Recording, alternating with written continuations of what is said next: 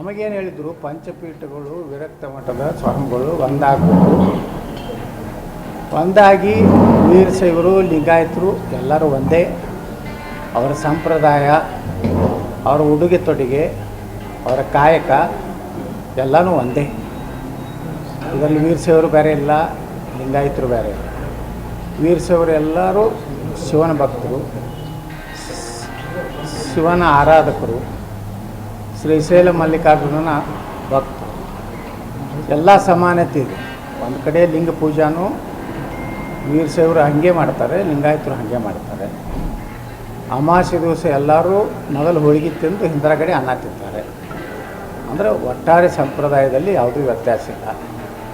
ಉದ್ದೇಶಪೂರ್ವಕವಾಗಿ ಕೆಲವೊಂದು ಸ್ವಾಮೀಜಿಗಳು ತಮ್ಮ ಒಂದು ವೈಭವೀಕರಣಕ್ಕೆ, ತಮ್ಮ ಸ್ವಾರ್ಥಕ್ಕೆ ಲಿಂಗಾಯತ ಬೇರೆ, ಬಸವ ಪೀಠ ಬೇರೆ, ಪಂಚಪೀಠ ಬೇರೆ ಅಂಥೇಳಿ ಒಂದು ದೊಡ್ಡ ಕಂದಕವನ್ನು ನಿರ್ಮಾಣ ಮಾಡುವಂಥ ಷಡ್ಯಂತ್ರ ಈ ರಾಜ್ಯದಲ್ಲಿ ಕೆಲವೊಂದು ಕಮ್ಯುನಿಸ್ಟ್ ಮೈಂಡೆಡ್ ಸ್ವಾಮಿಗಳು ಮಾಡ್ತಾಯಿದ್ದಾರೆ. ಅವರಿಗೆ ಲಿಂಗಾಯತ ಧರ್ಮ ಉದ್ಧಾರ ಆಗಬೇಕು ಅನ್ನೋದಿಲ್ಲ, ಶೈವ ಧರ್ಮ ಉದ್ಧಾರ ಆಗಬೇಕು ಅನ್ನೋದಿಲ್ಲ. ಇಡೀ ವೀರಶೈವ ಲಿಂಗಾಯತರನ್ನ ಸನಾತನ ಹಿಂದೂ ಧರ್ಮದಿಂದ ದೂರ ಮಾಡಬೇಕಂತ ಕೆಲವೊಂದು ಸ್ವಾಮೀಜಿಗಳು ವ್ಯವಸ್ಥಿತವಾಗಿ ಸಂಚು ಈ ದೇಶದಲ್ಲಿ, ಅದರಲ್ಲಿ ವಿಶೇಷವಾಗಿ ಕರ್ನಾಟಕದಲ್ಲಿ ಹಿಂದೂ ಶಬ್ದವನ್ನು ಅಪಮಾನ ಮಾಡುವುದೇ ಕೆಲವೊಂದು ಮಠಾಧೀಶರ ಉದ್ಯೋಗ ಆಗಿದೆ. ಸನಾತನ ಹಿಂದೂ ಧರ್ಮಕ್ಕೆ ಬೈದು, ಅಲ್ಲಿರುವಂಥ ವೈದ್ಯಕೀಯ ಏನು ಒಂದು ಪದ್ಧತಿ ಇದೆ, ಹೋಮ ಹವನ ಅಂಥದ್ರ ಬಗ್ಗೆ ಅಪಮಾನ ಮಾಡೋದು. ಇವರು ಇಷ್ಟೆಲ್ಲ ಅಪಮಾನ ಮಾಡೋರು. ಇವರು ಬಸವ ಧರ್ಮದ ಹೇಳೋರು ಪಾದಪೂಜೆ ಯಾಕೆ ಮಾಡ್ಕೋತಾರೆ? ಅವರು ಭಕ್ತರ ಮನೆಯಲ್ಲಿ ಪಾದಪೂಜೆ ಮಾಡ್ಕೋಬಾರ್ದು. ಬಸವಣ್ಣೆಯಲ್ಲಿ ಪಾದಪೂಜೆ ಯಾರ್ದು ಮಾಡಬಾರ್ದು. ನೀವು ಪಾದಪೂಜೆ ಮಾಡ್ಕೋತೀರಿ, ಲಿಂಗಾಯತ ವೀರಶೈವ ಮನೆಯಾಗೇ ನೀವು ಪ್ರಸಾದ ತೊಗೋತೀರಿ. ಲಿಂಗಾಯತ ವೀರಶೈವರೇ ನಿಮ್ಗೆ ತಾವು ಜಮೀನಲ್ಲಿ ಬೆಳೆದಂಥ ರೈತರ ಪಾಲು ಕೊಡ್ತೀವಿ. ಅದನ್ನು ಬಿಟ್ಟು ಬಸವಣ್ಣನ ಒಂದು ರೀತಿ ತಮ್ಮ ಆಸ್ತಿ ಅನ್ನೋರಂಗೆ ಕೆಲವೊಂದು ಮಂದಿ ಮಾಡ್ತಾಯಿದ್ದಾರೆ. ಸಮಾನತೆ ಬರೋಕ್ಕೂ ವೀರಶೈವ ಮತ್ತು ಇದಕ್ಕೆ ಅನ್ನುವಂಥದ್ದು ಇವತ್ತು ಸಮಾನತೆ ಯಾವಾಗ ಬರ್ತದೆ ಅಂದರೆ ಅದು ಎಲ್ಲ ಲಿಂಗಾಯತ ಮತ್ತು ವೀರಶೈವ ಇವತ್ತೇನು ಹೇಳ್ತಾ ಇದ್ದಾರೆ, ಭಾರತದಲ್ಲಿ 6 ಧರ್ಮಗಳಿಗೆ ಮಾತ್ರ ಅಧಿಕೃತ ಇದೆ. ಲಿಂಗಾಯತ ವೀರಶೈವ ಧರ್ಮ ಅಂತೇಳಿ ಇನ್ನೂವರೆಗೂ ಅಧಿಕೃತವಾಗಿ ಭಾರತ ಸರ್ಕಾರ, ಕೇಂದ್ರ ಸರ್ಕಾರ ಇವತ್ತು ಯಾವುದೇ ರೀತಿ ಮಾನ್ಯತೆ ಕೊಟ್ಟಿಲ್ಲ.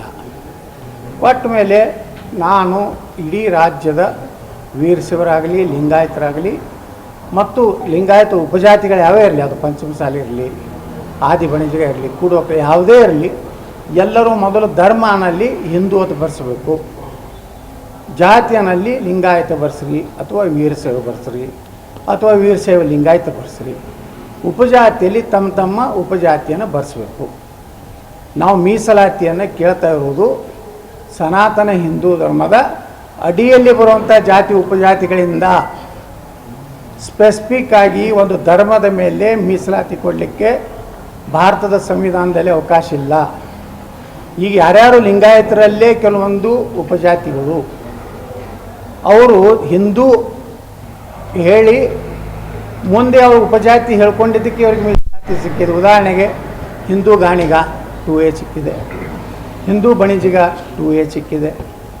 ಹಿಂಗೆ 2Aದಲ್ಲಿ ಬಂದಂಥ ಕೆಲವೊಂದು ಲಿಂಗಾಯತ ಸಮುದಾಯಗಳು ಅವರು ಎಲ್ಲೂ ಲಿಂಗಾಯತ ಬರ್ಸಲ್ಲ, ವೀರಶೈವ ಬರ್ಸಲ್ಲ.